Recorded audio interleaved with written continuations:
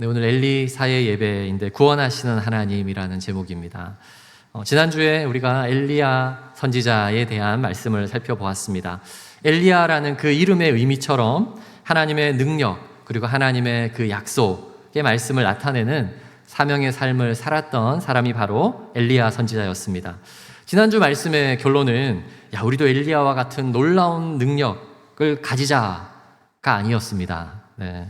그러나 그가 이제 그러한 능력과 또 하나님의 약속을 자신의 삶 속에 나타낼 수 있었던 이유가 무엇이었죠? 바로 올바른 기도의 자세였습니다. 기도를 막 산에서 하고 막 큰 소리로 오랜 시간 하고 많이 해서 그러한 능력을 가진 것이 아니라 기다림을 통한 말씀의 확신이 먼저 있었죠. 그리고 올바른 기도의 자세가 그 자신의 그 이름처럼 하나님 앞에 쓰임받는 인생이 되도록 이끌었다라는 것을 이제 기억해야 합니다. 네, 지난주에 이제 멀리 혹시 다녀오신 분들이 계실까봐 제가 다시 한번 요약해서 읽어드렸는데, 모든 분들이 처음 듣는 것처럼, 네, 다시 한번 유튜브로 보셔도 좋겠습니다. 오늘은 이 엘리야에 이어서 엘리사 선지자를 나누고자 합니다. 열왕기서에 등장하는 이 가장 유명한 두 명의 선지자는 엘리야와 엘리사입니다. 엘리야가 이제 불의 선지자, 그래서 하나님의 그 능력, 하나님의 사실은 심판을 보여준 선지자라는 어떤 그런 별칭을 가지고 있다면, 이 엘리사는 하나님의 구원의 은혜를 베푼 그러한 선지자라고 이렇게 요약할 수 있습니다. 엘리사는 엘리야와 마찬가지로 그 자신의 이름 속에 의미가 나타난 이제 그 뜻을 일생을 통해서 잘 펼친 그러한 선지자입니다. 엘리사의 이름의 뜻이 무엇인가요? 바로 엘리, 나의 하나님. 근데 이 엘이라는 것은 특별히 나의 이제 능력의 하나님, 이런 뜻이었죠. 이것이 이제 히브리어로 야사라는 이제 단어의 약자인데, 이것은 구원하다라는 것입니다. 나의 능력의 하나님께서 구원하신다, 이제 그런 뜻이에요. 그래서 우리가 엘리사 하면 함께 떠올려야 하는 단어가 바로 구원하시는 하나님입니다. 구원을 베푸시는 하나님, 특별히 놀라운 능력으로 구원하시는 그 하나님을 우리가 기억해야 합니다. 지난주에 우리가 엘리야를 통해서 주로 하나님의 그 심판이 선언되다 보니까 특별히 그 심판의 대상이었던 사람들이 엘리야를 굉장히 싫어하고 또 그를 많이 죽이려고 했습니다. 특별히 온 이스라엘을 우상 숭배의 땅으로 가장 아주 혁혁한 공을 세웠다고 해야 되나요? 이제 그러한 영향력을 줬던 한 여인이 있었죠. 그가 바로 이세벨이었습니다. 그의 아버지가 바알의 제사장이었는데 그 여인을 왕비로 맞이했죠, 아합 왕이. 그래서 그녀를 통해서 사실은 이 북이스라엘이 굉장히 많은 이제 우상 숭배에 어려움이 처해지게 됩니다. 지난주에 엘리야가 그 바알 선지자들 또 아세라 선지자들 이런 사람들을 다 불러다가 그 갈멜산이죠, 거기서 850대 1로 싸워서 사실은 그들을 다 죽였잖아요. 그런데 하나님의 불이 내리게 해서 사실은 결국은 그들이 다 죽었습니다. 자, 그러면 이제 사람들은 이제 하나님이 정말 신이시구나, 그러니까 하나님을 신실하게 따라야 하는데, 근데 그때부터 이 이세벨 왕비죠, 이세벨 왕비가 더 적극적으로 엘리야를 쫓아다니면서 괴롭히기 시작합니다. 그래서 이 엘리야 선지자는 이후에 보면 남은 일생 동안 굉장히 힘겹게 도망다니는 선지자가 됩니다. 여러분, 이렇게 이제 기도의 사람이자 또 하나님의 능력과 약속의 말씀을 잘 따랐던 그 하나님의 사람도 도망자로 힘겹게 살았다는 사실이 기억할 필요가 있어요. 그럴 수 있구나라는 것이 중요합니다. 자, 그렇다면 이제 하나님의 그 놀라운 구원의 약속을 선포했던 엘리사는 어땠을까요? 엘리야는 심판을 자꾸 얘기하니까 이제 싫어할 수도 있지만, 엘리사를 통해서는 하나님의 베푸시는 놀라운 구원의 역사가 많이 소개가 되거든요. 그러니까 사람들이 굉장히 좋아해야 되는데, 여전히 이세벨은 그를 가만히 두지 않았습니다. 이세벨로 인해서 이제 온 땅이 사실은 엘리사조차도 전혀 무시하고 엘리사조차도 인정하지 않는 그러한 일들이 펼쳐집니다. 이세벨이 얼마나 영향력이 컸던 사람인지 먼저 이 부분을 좀 이해할 필요가 있는데요. 이제 북이스라엘의 아합 왕이 이제 죽게 돼요. 그러면 그 아내인 이세벨과 함께 태어난 그 아들이 북이스라엘의 왕이 되잖아요. 자, 그런데 이 아들은 누구의 영향을 많이 받습니까? 네, 엄마의 영향을 많이 받겠죠. 그러니까 이 북이스라엘의 새로운 왕이 된 이 이세벨의 아들에 의해서 점점 더 이제 우상을 섬기는 나라가 됩니다. 근데 이세벨의 영향력이 거기서 끝나지 않아요. 이제 북이스라엘과 남유다가 나눠졌는데 이 남유다의 왕의 왕비로 자신의 딸을 보냅니다. 네, 이 이세벨이 대단한 여자인 것 같습니다. 이 북이스라엘과 남유다는 갈라졌었는데 이제 이세벨이 자신의 딸을 이제 남유다의 사실은 이제 왕비로 보내는데 이제 그 말이 즉 자신의 사위를 남유다의 왕으로 세운 거예요. 이제 그때부터 굉장히 남유다도 우상으로 아주 숭배가 팽배한 이제 그런 나라가 됩니다. 자, 아들도 어머니의 영향을 받지만 아들과 딸 중에서 더 어머니의 영향을 받는 사람은 누구일까요? 네, 딸인 것 같습니다. 네, 인정하십니까? 네, 그래서 사실 그 남유다의 왕비로 갔던 그 딸의 이름이 아달랴라는 사람인데 이 사람이 자신의 남편이 죽어요. 네, 그런 다음에 아예 자신이 그냥 왕의 자리를 차지합니다. 그런 다음에 그 왕의 혈통, 사실 남유다 같은 경우는 그 왕의 혈통을 차지할 수 있는 그 왕족이 있었거든요. 그 왕족의 자손들을 다 죽여버립니다. 그리고 이 아달랴는 자신이 왕을 계속하게 되는데 그래서 이스라엘의 역사 중에 북이스라엘과 남유다 중에서 전무후무한 유일한 여왕이 탄생하는데 그가 바로 이세벨의 이제 딸이었습니다. 네, 제가 조금 복잡했지만 이런 내용을 말씀을 드리는데 굉장히 집중을 잘 하시네요. 네, 감사합니다. 네, 지금 이 말씀을 제가 드리는 이유는 엘리사가 선지자로 활동했을 때에 그 엘리야가 활동했을 때처럼 이 이세벨이라는 한 여인의 영향력으로 인해서 굉장히 어려움도 당하고 여전히 엘리사는 많은 능력을 행했지만 이스라엘 백성들은 또 남유다의 사람들은 하나님을 따르지 않는 사람들이었다라는 것을 설명하기 위해서예요. 그래서 하나님의 백성들이 더욱 우상을 섬기고 또 그렇게 살아가니까 결국 하나님의 손이 더 이상 그것을 보호할 수도 없고 하나님이 더 이상 축복을 내릴 수도 없습니다. 어떤 일이 일어날까요? 그 땅에 굶어 죽는 사람들이 생깁니다. 사실 오늘 우리가 읽었던 7장의 성경의 배경이 바로 그 배경이에요. 북이스라엘의 수도였던 사마리아 성에 이제 아람 군이 쳐들어와서 포위를 했는데 더 이상 성 안에 있는 사람들이 먹을 것이 없어요.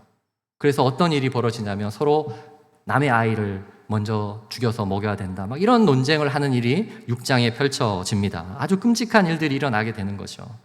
그때 사실 마땅히 하나님의 백성들은 하나님께 은혜를 구하면서 살려달라고 하나님께 간구해야 되는데 전혀 그렇게 하지 않았습니다. 전혀 그렇게 하지 않았음에도 불구하고 하나님께서는 이제 그들에게 구원의 은혜를 허락하셨습니다. 자, 그런데 그 구원의 은혜를 가장 먼저 받았고 그 구원의 은혜를 누렸던 사람이 누구였냐면 오늘 성경의 배경에 나오는 나병에 걸렸던 사람이에요. 이 나병에 걸렸던 사람은 하나님 앞에 온전한 예배도 드릴 수 없기 때문에 그 성전 그리고 성 안에 머무를 수 없는 그런 사람들이었죠. 그런데 그 사람을 통해서 하나님의 구원이 펼쳐지는 거예요. 그래서 성경은 이 4명의 나병 환자를 통해서 하나님의 구원이 어떤 사람에게 임하게 되는지를 결국 소개하는 거예요. 하나님의 사람은 그냥 태어나면서부터 내가 믿음의 집안이다 또는 내가 태어나면서부터 어떠한 혜택을 누린 그런 사람이 아니라 누구에게나 임하는 것이지만 특별히 이 4사람을 통해서 하나님은 어떤 사람을 구원하실 뿐만 아니라 그 믿음을 기쁘게 보시는지가 오늘 성경 말씀을 통해서 잘 드러납니다. 그들이 가졌던 그 참된 마음을 믿음이라는 단어로 요약할 수 있겠더라고요. 그래서 온 이스라엘이 하나님을 떠나서 그 믿음이 없어졌을 때에 하나님을 향한 바른 믿음을 가졌고 결국 하나님이 베푸시는 그 참된 구원의 역사를 누렸던 그 사람들이 누구인지 오늘 함께 보게 될 것입니다. 그래서 우리도 이러한 믿음의 사람이 되면 좋겠습니다. 오늘 우리 옆 사람과 함께 참된 믿음의 사람이 됩시다. 우리 다시 한번 이렇게 인사해 볼까요? 네, 참된 믿음의 사람이 됩시다. 네, 참된 믿음의 사람은 어떤 사람이냐면 첫 번째, 언약의 하나님을 향한 진실한 믿음이 있는 사람입니다. 언약의 하나님을 향한 진실한 믿음이 있는 사람이에요. 우리 1절을 같이 한번 읽어보겠습니다. 다시 읽습니다. 시작.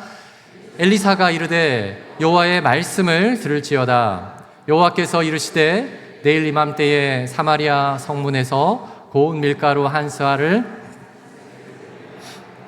보리 2수알을 한 세겔로 매매하리라 하셨느니라. 네. 여호와의 말씀을 들을지어다. 엘리사가 이제 하나님의 말씀을 선포합니다. 무슨 의미죠? 이제 내일쯤 되면 지금은 너희가 먹을 것이 아무것도 없지만 내일이 되었을 때에 너희가 아주 저렴한 가격으로 마음껏 먹을 수 있고 마음껏 살 수 있는 그날이 오리라 라고 이렇게 선언한 것입니다. 여러분, 하나님의 심판의 메시지를 전했던 이 엘리야가 약 8번 정도의 기적을 일으켰는데 이제 이 구원의 선지자, 하나님의 구원의 선지자 엘리사는 그보다 2배 정도 더 많은 16번의 기적을 행했습니다. 중요한 것은 이렇게 더 많은 기적을 행했음에도 불구하고 이스라엘은 어떻게 되었어요? 점점 더 어려운 상황에 빠지고 점점 더 하나님을 따르는 사람이 아니었습니다. 여러분, 성경에 나타난 기적 중에 기적이 바로 이거예요. 왜냐하면 우상에 빠진 사람들에게는 아무리 큰 기적을 보아도 하나님의 말씀을 따르지 않게 되는 그러한 모습을 보일 수 있기 때문입니다. 여전히 우상을 숭배하고자 하는 마음이 있으면 그들은 하나님이 행하시는 기적을 보면서 잠시 막 믿음이 있는 것처럼 살다가도 그러나 그것을 금세 잊어버립니다. 또다시 돌아서서 우상을 따르는 자가 되고 맙니다. 예수님이 이 땅에 오셨을 때도 마찬가지예요. 엘리야의 2배의 기적을 엘리사가 행했고, 그리고 예수님이 기적을 행한 내용을 보면 30번이 넘는, 엘리사보다 훨씬 더 많은 기적을 행했어요. 그런데 예수님은 그러한 기적에 대해서 사실 이렇게 평가합니다. 마태복음 11장 20절인데 같이 한번 읽어볼까요? 시작. 예수께서 권능을 가장 많이 행하신 고을들이 회개하지 아니하므로 그때에 책망하시되. 가장 많은 권능과 기적을 행한 고을이 어떻게 했다고요? 회개하지 않는 거예요. 여러분, 회개가 무엇인가요? 회개는 자신의 삶을 돌이키는 거예요. 회개는 자신이 살던 그 삶을 하나님의 말씀에 비추어서 이제 바꾸는 거예요. 근데 우상은 무엇인가요? 나는 바뀌지 않아요. 그냥 내 환경만 바뀌길 원하는 거예요. 이것도 가지고 이것도 가지고. 그것이 사실 우상이라고 할 수 있습니다. 그래서 우상 숭배자들의 특징이 바로 회개하지 않는 거예요. 삶의 변화가 없습니다. 자신이 먼저 변화되고 또 하나님의 말씀에 순종하는 것, 그것을 전혀 하지 못합니다. 그동안 내가 원하는 것을 이제 이루며 살았다면 이제는 하나님의 말씀을 통해서 나를 변화시켜 나가는 것, 이것이 참된 믿음 생활이고 이것이 참된 회개의 삶이라고 할 수 있습니다. 예수님께서 행하시는 이 놀라운 권능들을 보았던 수많은 사람들이 결국 어떻게 됐습니까? 자신들이 원하는 방식으로 예수님이 왕이 되지 않잖아요. 자신들이 원하는 방법이 아니라 그 십자가를 지시면서 엉뚱한 방법으로 인류를 구원하는 그 일 앞에서 그들은 다 도망갔어요. 그리고 그들은 아무도 예수님을 따르는 자가 되지 않았습니다. 예수님께서는 제자들 12명을 3년 동안 계속해서 말씀으로 가르치셨죠. 하나님의 말씀으로 가르치고 또 하나님의 말씀으로 양육하고, 그래서 오늘날에도 이러한 기적의 역사가 아니라 하나님의 말씀을 통해서 우리가 참된 신앙생활을 점검하는 것이 반드시 필요합니다. 여러분, 참된 믿음 생활을 가지기 위해서는 하나님의 말씀이 없으면 되지 않습니다. 그래서 집중적으로 내가 하나님의 말씀을 정말 보고 있는가, 보았는가 한번 여러분 생각해 보시기 바랍니다. 자, 그렇다면 사람들은 왜 이렇게 하나님의 말씀이 아닌 이러한 우상을 좋아하게 될까요? 우리 요한계시록 2장 20절에 보면 이세벨이 한 번 더 등장합니다. 이세벨은 구약의 사람인데 신약에 교회를 책망할 때에 하나님께서 이세벨을 이렇게 평가하고 또 이세벨과 같은 역사가 교회에 있다고 하는 평가가 있었습니다. 우리 2장 20절 같이 한번 읽어볼게요. 시작. 그러나 내게 책망할 일이 있노라. 자칭 선지자라 하는 여자 이세벨을 내가 용납함이니 그가 내 종도를 가르쳐 꾀어 행음하게 하고 우상의 제물을 먹게 하는도다. 지금 이세벨이 하는 일이 무엇이죠? 구약에 살던 이세벨이 직접 온 것이 아니잖아요. 그러나 교회 안에서 그러한 이세벨처럼 내 종도를 가르쳐 꾀어 행음하게 하고, 그것이 어떤 육체적인 잘못된 행음이 아니라 사실은 하나님의 말씀을 잘못 가르치는 것을 의미하는 거예요. 행음하게 하고 꾀어 행음하게 하고, 사실 이 단어의 의미들이 뭐냐면 어떠한 잠시 느끼는 어떠한 그 기쁨, 순간적인 쾌락을 즐기게 하는 거예요. 교회 안에서 다른 것이 아니라 그냥 팍 순간적인 기쁨, 또 또 세상적인 어떠한 순간적인 쾌락을 즐기는 도구로 교회를 사용할 때에 예수 그리스도께서 교회를 책망하는 모습을 볼 수 있습니다. 왜 사람들은 이렇게 쉽게 유혹에 넘어갈까요? 하나님의 말씀을 통해서 진리를 깨닫고 배우는 것이 쉽지가 않거든요. 그것은 그 말씀을 깊이 봐야 되고 또 묵상해야 되고 그런 다음에 순종하기까지 오랜 시간이 필요합니다. 그런데 우상을 섬기는 것처럼 하나님을 섬기는 것은 굉장히 쉽고 간편할 수 있습니다. 그냥 앉아서 그냥 은혜 내가 받고, 그러나 행동에는 아무 변화가 없다면 그 사람들은 여전히 자기 중심적인 신앙생활을 하는 우상 숭배자와 다름없다는 사실을 여러분 기억하시기 바랍니다. 이러한 잘못된 신앙생활을 벗어나기 위해서 우리에게 언약의 말씀을 향한 그 진실한 믿음을 가질 수 있는 하나님의 말씀을 바라보는 그러한 자리가 필요합니다. 사실 엘리사 시대에 하나님의 말씀을 진실한 마음으로 기다렸던 사람들이 전혀 보이지 않아요. 많은 장이 흘러가고 있는데 하나님의 말씀을 듣는 사람들은 거의 없습니다. 하나님의 말씀을 들어야 하는 그 사람들은 전혀 듣지 않습니다. 그런데 여러분, 성경에 보면 하나님의 말씀을 들었던 사람을 사실은 이 단락에서 소개하고 있어요. 그들이 누구냐면 7장 3절 말씀 한번 같이 읽어볼게요. 같이 읽습니다. 시작. 성문 어귀에 나병한 자 4사람이 있더니 그 친구에게 서로 말하되 우리가 어찌하여 여기 앉아서 죽기를 기다리랴. 지금 성문 어귀에 나병한 자 4사람이 앉아 있습니다. 여러분, 지금 전쟁 중이에요. 그리고 이 성벽 밖에 조금 더 나아가면 아람군이 진치고 있습니다. 자, 그런데 그들이 지금 성문 어귀에서 머무르고 있어요. 그들은 왜 이 성문에서 머물러 있었을까요? 신학자들이 설명합니다. 사실 이 나병 환자라는 것은 오늘로 생각하는 아주 심각한 그러한 어떤 한센 병이 아니라 그 당시에 있었던 모든 피부병의 종류를 다 나병 환자라고 표현을 합니다. 그래서 굉장히 흔한 병일 수 있습니다. 그러나 그러한 병이 있었을 때 그 레위기의 규정에 보면 이러한 병이 있는 사람은 일정 기간 동안 성 밖에 머물러야 합니다. 그리고 그 성 밖에서 시간을 보낸 다음에 그곳에서 다시 하나님을 사모하는 마음으로 기도하고 성결 의식을 치른 다음에 다시 성 안으로 들어올 수 있었습니다. 자, 그러니까 지금 이 사람들은 전쟁 중에 사실은 더 멀리 도망갈 수도 있고 그 자리를 피했을 수도 있어요. 그러나 그들이 여전히 그 자리를 지키고 있는 모습은 우선 하나님의 말씀에 순종하는 모습인 거예요. 자, 이 장면을 지금 왜 성경이 이렇게 소개하고 있습니까? 지금 온 이스라엘은 엘리사가 엄청난 능력을 행하고 있음에도 불구하고 여전히 하나님의 말씀을 듣지 않습니다. 또 분명히 엘리사가 하나님의 말씀을 통해서 이제 내일이면 구원이 오겠다라고 말하는데도 그냥 그것을 전혀 인정하지 않습니다. 그러나 그 성 밖에 이 4명의 나병 환자는 하나님의 말씀에 순종하며 그 장소를 다시 앉아 있었던 사람입니다. 그래서 이들을 통해서 하나님께서 우리에게 소개하는, 하나님께서 이 땅을 살아가는 그리스도인들이 이러한 믿음이 있으면 좋겠다라는 마음으로 성경에 이것이 기록되어 있는 것입니다. 만약에 하나님의 그 향한 진실한 믿음이 있는 자를 하나님은 지금도 찾으시는 줄 믿습니다. 네, 두 번째 우리가 또 믿음을 기억해야 하는 것은 의지했던 것을 버리는 결단의 믿음입니다. 자신이 의지했던 것을 버리는 결단의 믿음이죠. 우리 2절을 한번 같이 읽어보겠습니다. 시작.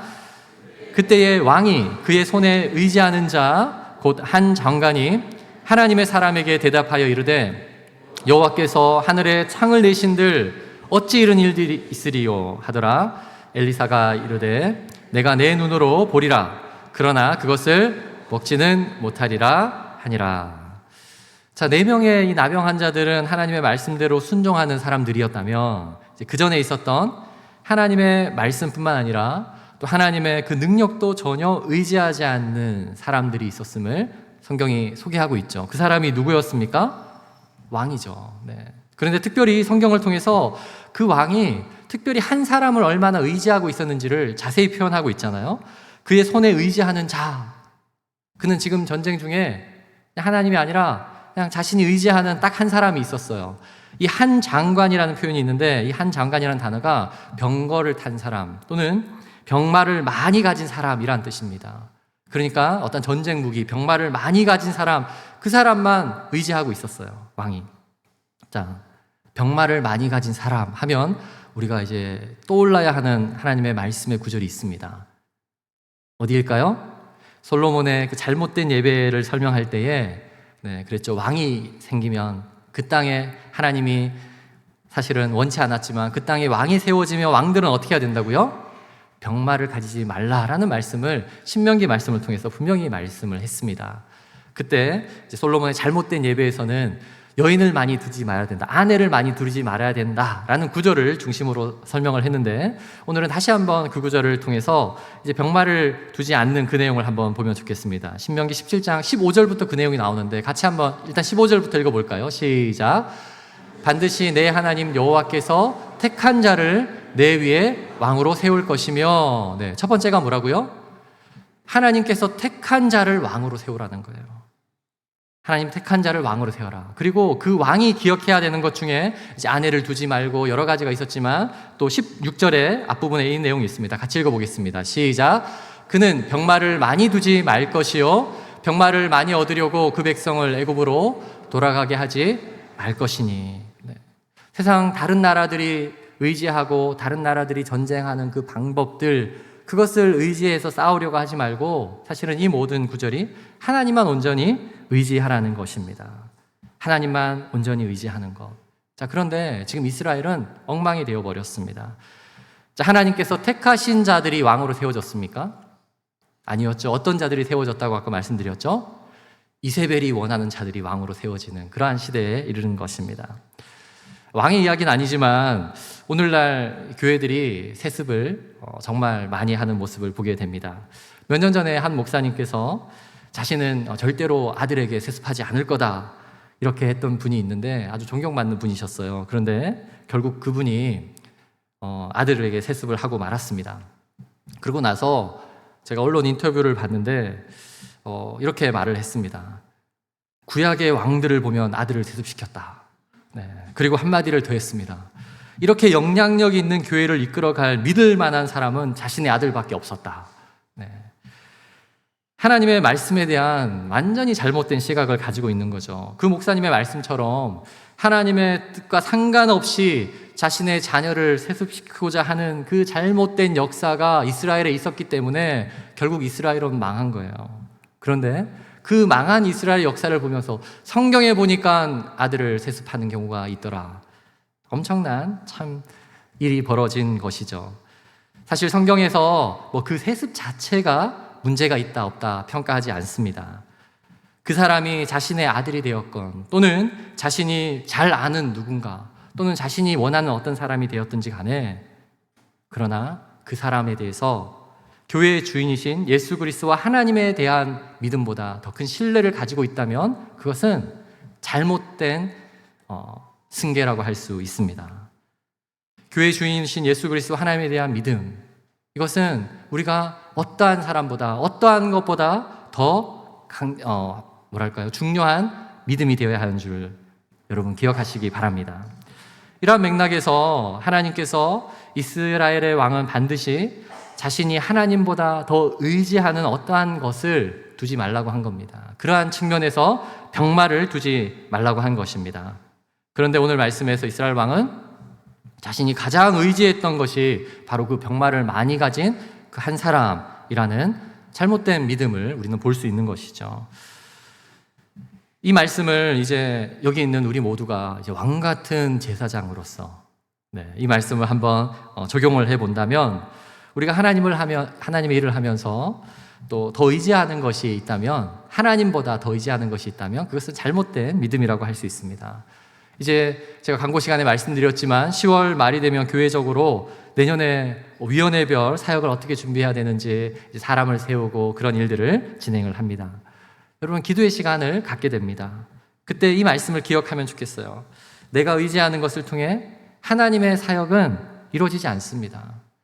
하나님의 일은 하나님을 향한 신실한 그 믿음을 가진 사람을 통해서 바르게 세워지는 것임을 여러분 기억하시기 바랍니다. 비단 교회에서의 사역만을 그렇게 적용하지 않아도 됩니다. 우리의 모든 삶의 현장에서도 하나님보다 더 의지했던 것이 있다면, 그것을 내려놓는 결단의 믿음이 필요합니다. 여러분, 혹시 하나님보다 더 사랑하는 것이 무엇인가요? 하나님보다 더 사랑하게 되는 어떤 위험성이 있는 것이 무엇인가요? 돈인가요? 자녀인가요? 성공인가요? 인정받으려고 하는 마음인가요? 다른 사람과의 관계적인 어떤 부분인가요? 육신의 건강인가요? 이 내용들은 제가 가만히 생각해 볼 때에 내가 하나님보다 더 우선순위로 둘 수 있는 그런 위험성이 있는 것들을 한번 나열해 본 것입니다.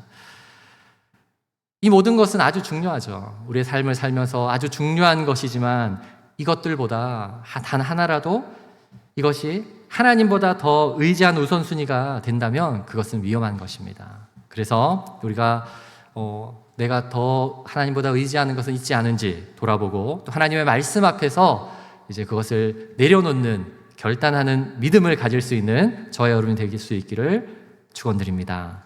아멘. 마지막 세 번째는요, 구원의 감격을 표현하는 고백의 믿음이 필요합니다. 자, 구원의 감격을 표현하는 고백의 믿음. 이제 8절을 한번 같이 읽어보겠습니다. 시작.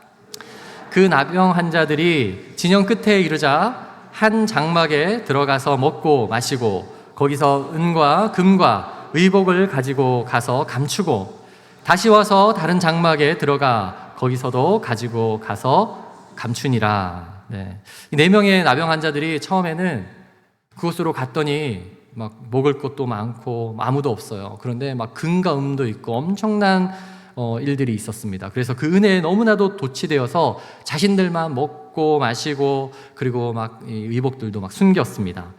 그런데 처음에는 이렇게 나에게 이 놀라운 은혜가 주어지다니 하면서 막 좋았는데 그 마음속에 계속해서 불편함이 생겨집니다. 불안한 마음이 움트기 시작합니다. 야, 이대로 하는 거는 내가 뭔가 잘못하는 것인데 이런 마음이 느꼈습니다. 그래서 그 다음에 그들이 어떻게 했는지가 사실 중요한데 그 구절이 바로 9절에 나옵니다. 우리 9절도 한번 그래서 같이 읽어보겠습니다. 시작. 나병 환자들이 그 친구에게 서로 말하되 우리가 이렇게 해서는 아니 되겠도다. 오늘은 아름다운 소식이 있는 날이거늘 우리가 침묵하고 있도다. 만일 밝은 아침까지 기다리면 벌이 우리에게 미칠지니 이제 떠나 왕궁에 가서 알리자 하고. 네. 여러분 이게 무슨 내용인지 아시겠죠? 이제 그들이 스스로 뉘우치고 아주 훌륭한 결정을 하게 됩니다. 이 은혜 나만 누리면 되는 것이 아니구나. 이것은 다른 사람들과 함께 나누어야 되는구나. 그래서 이것은 사실 구원을 은혜로 받은 자들이 마땅히 행해지는 그러한 믿음의 모습이라고 할 수 있습니다. 은혜를 통해서 우리가 구원을 받은 자들에게는 마땅히 어떠한 믿음이 생겨나는 거예요? 어떠한 믿음이 생겨나는 거예요? 그 은혜를 막 감추고 다른 사람에게 소개하고 싶지 않고 나만 가져야지, 내가 조금 더 가져야지, 그런 마음이 아니라 정반대의 마음이에요. 그 은혜를 어떻게 하고 싶어요? 다른 사람들에게 더 소개하고 싶은 거예요. 그것이 마땅히 은혜 받은 자들의 모습입니다. 왜 이 은혜에 대한 거룩한 부담감이 이렇게 생겨날까요? 하나님의 은혜는 나 혼자서 누리기에는 너무나도 크고 놀랐기 때문이에요. 처음에 이 나병 환자들이 갔더니 너무 배가 고팠고, 그리고 야, 이거 내가 가지면 좋을 텐데 혹시 내가 먼저 안 가지면 다른 사람이 가질까 봐 막 이런 마음이 있었던 것 같아요. 그러니까 그것을 막 감추어 놓고 나만 조금 더 이런 마음으로 막 가지고 있었는데 그것이 끝이 없는 거예요. 끝이 없는 거예요. 이 자기들 네 사람뿐만 아니라 저 성에서 굶어 있는 그 모든 사람들이 함께 나누어도 넉넉한 그러한 은혜의 현장이 펼쳐졌구나. 그래서 그것을 이제 소개할 수 있는 일들을 하는 것입니다. 그것이 은혜 받은 자들의 참된 모습입니다. 여러분, 그래서 전도는 누가 시켜서 하는 것이 아니에요. 우리가 정말 구원의 기쁨을 누리고 있다면 이제 그것이 내 마음속에 참된 기쁨이 되어지고, 그리고 그것을 다른 사람들에게는 소개하지 않고는 견딜 수 없는 마음이 여러분 속에 있게 될 것입니다. 네. 친구들을 만나서도, 주석의 친척들을 만나서도 예수님을 소개하고 싶은 마음이 전혀 없다. 그러면 무언가 잘못되어 있는 겁니다. 하나님의 이 은혜를 소개하고 싶은 마음이 전혀 없다. 무언가 잘못되어 있는 것입니다. 여러분이 아현동을 살고 있는 어떤 사람들을 만나면서 우리 교회를 소개하고 싶은 마음이 안 생긴다. 무언가 문제가 있다고 확신합니다. 아멘. 제가 2주 전부터 이제 우리 모교 전도를 다시 시작했는데요. 작년에 모교 붕어빵 전도를 처음 시작할 때는 사실 참 어려웠어요. 어려웠던 이유가 뭐냐면 그 붕어빵 전도를 통해서 사실은 많은 부분 우리 교회를 한번 오세요. 또 우리 교회 예배를 초청하고 우리 교회를 소개하는 그런 시간을 갖는데 제가 우리 교회에 대해서 어떻게 소개해야 될지 잘 모르겠더라고요. 그리고 또 현장을 나갔는데 저희 전도팀에서 이제 사실을 들었던 내용 중에 뭐였냐면 서울제일교회에서 나왔습니다. 그랬더니 어떤 분이 거기 맨날 문 닫아놓고 자기들끼리만 있는 교회예요. 네. 그래서 문 닫아놓고 자기들끼리만 있는 교회라는 거예요. 분위기가 안 좋나 생각을 했습니다.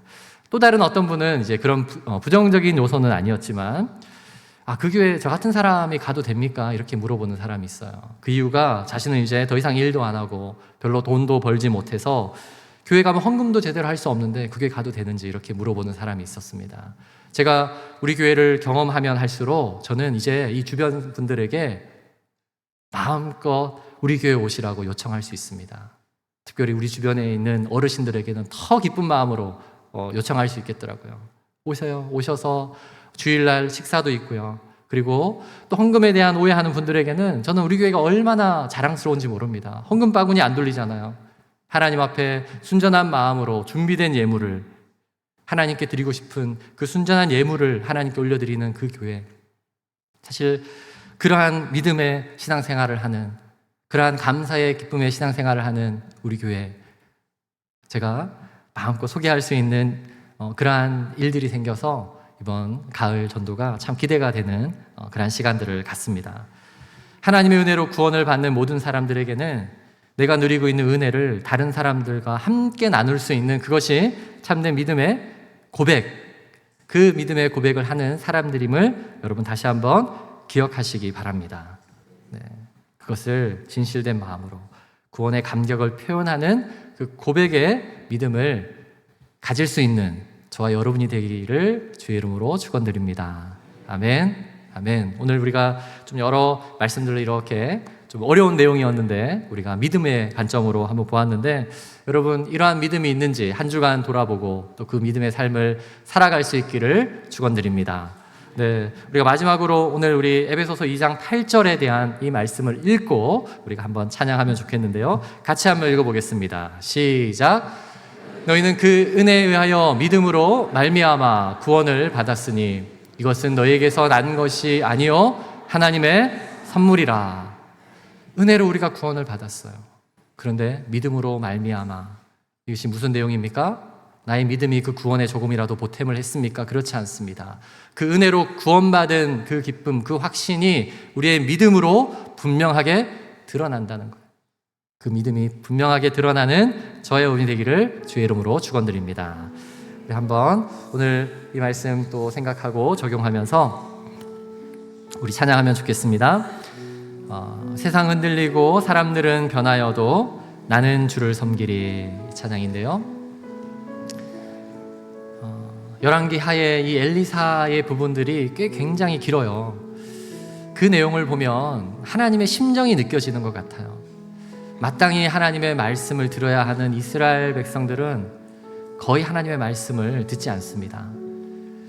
그랬더니 엘리사를 통해서 하나님께서 어떤 자들에게 이 은혜를 허락하시냐면, 이 말씀을 듣는 길을 열게 하시냐면 나아만 장군 같은 사람, 아람의 군대 장관이잖아요. 다른 나라 사람에게 하는 거예요. 저 멀리 외딴 곳에 살았던 아주 외롭게 사는 어떤 산속에 사는 어떤 여인들입니다. 하나님께서 원하시는 그 모든 이 말씀은 하나님의 성에 살고 있는 하나님의 백성뿐만 아니라 또 온 열방에 사는 그 모든 자들에게도 하나님의 마음이 있는 줄 믿습니다. 우리가 한번 하나님, 우리가 정말 참된 믿음의 삶을 살아가는 그러한 자들 되기를 오늘 원합니다 라는 그러한 고백을 담아서 우리 세상 흔들리고 사람들은 변하지만 나는 주님을 온전히 섬기는 그 믿음으로 살아가겠습니다. 같이 한번 고백하며 찬양합니다.